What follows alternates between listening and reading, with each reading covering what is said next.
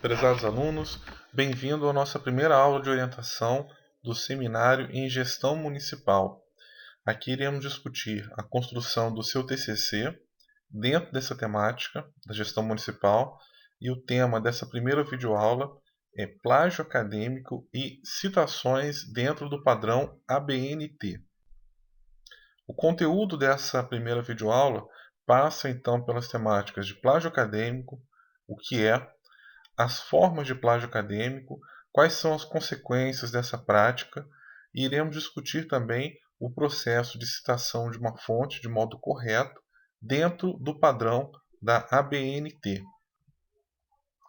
Bom, começando com uma definição sobre o plágio acadêmico encontrada na cartilha sobre plágio elaborada pela Comissão de Avaliação de Casos de Autoria da própria Universidade Federal Fluminense.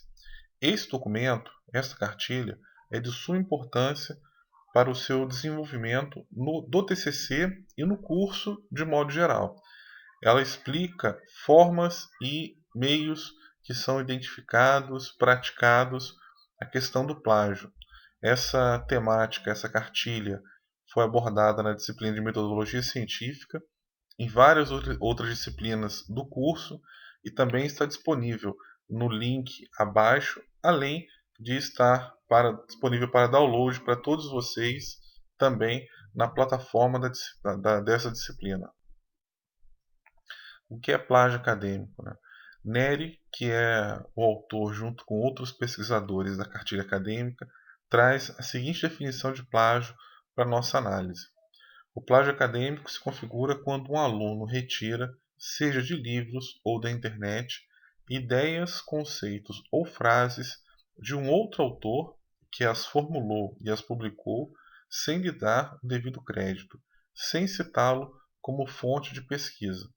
Então essa é a ideia geral que vai nortear o entendimento sobre plágio acadêmico no curso, na universidade e na disciplina de modo geral. O plágio acadêmico pode ser identificado a partir de três formas básicas, descritas também pelo Neri na cartilha de plágio acadêmico. A primeira forma é chamada de forma integral.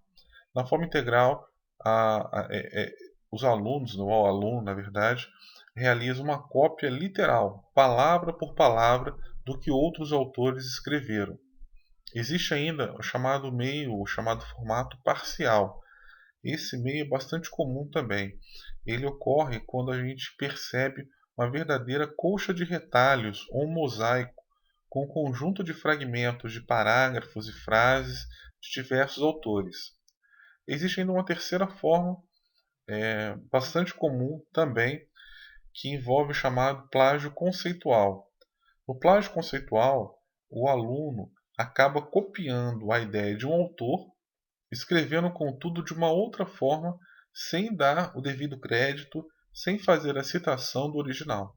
Neste caso, também é configurado plágio acadêmico. Existem várias consequências com relação à prática do plágio. As consequências legais, que são descritas no Código Civil e também no Código Criminal.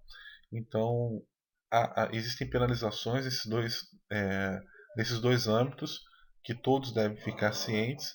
Para além disso, existe ainda uma consequência que envolve a própria qualidade da pesquisa, a qualidade acadêmica da qual nós estamos discutindo, pesquisando e tentando realizar trabalhos que sejam de qualidade para a melhoria da gestão pública.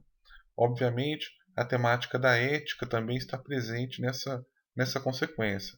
Bom, se estamos discutindo a administração pública e formando administradores públicos, nada mais lógico do que pensar, por exemplo, em um trabalho que seja pautado pela ética. Isso envolve, obviamente, a ausência do plágio. Vale destacar que, identificado um caso de plágio, o aluno receberá nota 0 no seu trabalho, sem prejuízo de outras penalidades que foram descritas anteriormente.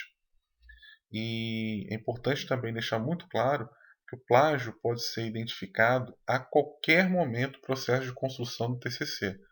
Pode ser, por exemplo, identificado no TCC 1, no 2, ou ainda lá no final do processo de construção do trabalho, inclusive na banca de TCC ou no pós-banca.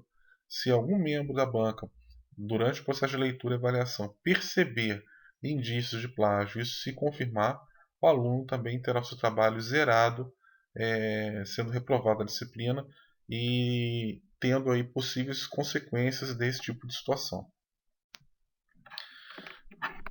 A questão do plágio envolve diretamente o processo de citação correta de uma fonte de pesquisa.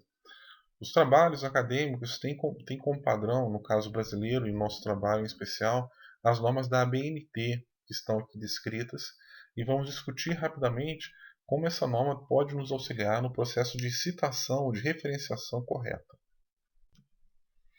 Bom, se você está lendo um livro ou lendo um artigo, por exemplo, e ao longo dessa leitura você identificou uma ideia que seria muito útil para a argumentação que você está conduzindo no seu trabalho. Você pode então escrever com as suas palavras essa ideia, mas deve necessariamente citar corretamente qual é o autor que deu origem a esta ideia. Então a gente tem um exemplo aqui em que a citação ela está colocada, por exemplo, ao final de um texto ou ainda no começo de um texto, indicando que é o Nogueira, 2005, que é o autor da ideia que está expressa no parágrafo que está exemplificado aqui na transparência. Tá? Observe que se eu não coloco a citação do Nogueira aí, eu estou incorrendo no plágio conceitual que foi descrito anteriormente. Existe ainda a possibilidade de uma citação direta de um fragmento de texto. Se for um fragmento curto, até 4 linhas, nós devemos colocar este fragmento dentro do corpo do texto, separado com aspas, trazendo a citação dentro do padrão autor, ano, página. Em seguida nós temos um exemplo. Em linhas gerais, no entanto, a maioria das experiências segue uma série de eventos encadeados, considerando-se a etapa de elaboração e discussão do orçamento popular e sua apreciação, execução e avaliação. Bom, observe que neste caso, o texto que está marcado com aspas foi retirado de Gonçalves 2005, página 47. Ou seja, a gente deixou claro qual foi a obra que foi utilizada neste argumento. Em situações que você tenha necessidade de citar mais de 4 linhas, o texto deve vir então com recuo, com fonte menor e com espaçamento simples dentro da construção que você está fazendo, conforme abaixo. Observe que o texto de Marques, 2008, retirado da página 141, ele tem mais de 4 linhas, então ele foi escrito com recuo, fonte menor, nesse caso fonte 10, e com espaçamento simples dentro do próprio texto. Vamos destacar aqui rapidamente tipos comuns, na verdade, de citação que a gente percebe na construção de um TCC. Livros são citados de modo muito corriqueiro. Formato de citação do livro, conforme a BNT, envolve a colocação do nome, o prenome abreviado, normalmente, seguido do título, a edição, local de publicação, editora, data de publicação, número de páginas ou volume. Logo abaixo temos um exemplo. Artigos que também são muito utilizados seguem o seguinte padrão conforme a BNT. Sobrenome, prenome abreviado, se for o caso de mais de um autor, por exemplo. O título do artigo, nome do periódico, local de publicação, volume, número ou fascículo, paginação, data de publicação do periódico. Observe que neste caso o destaque é dado ao nome da revista e não ao título do artigo. O exemplo está colocado logo abaixo. Finalmente, colocamos algumas dicas para vocês. Em caso de dúvida, não deixe de procurar o seu tutor, colocar a dúvida na sala de tutoria, usar os fóruns 0800, e-mail ou qualquer outro meio disponível para você sanar as dúvidas. O importante é não deixar de citar a fonte corretamente, para não incorrer nos problemas que foram destacados aqui. Devemos destacar que existem várias vários artigos e vários textos acadêmicos muito interessantes com informações sobre o formato de citação. Indicamos aqui o site do professor Lefa, em que existe um detalhamento muito interessante sobre o uso das normas ABNT.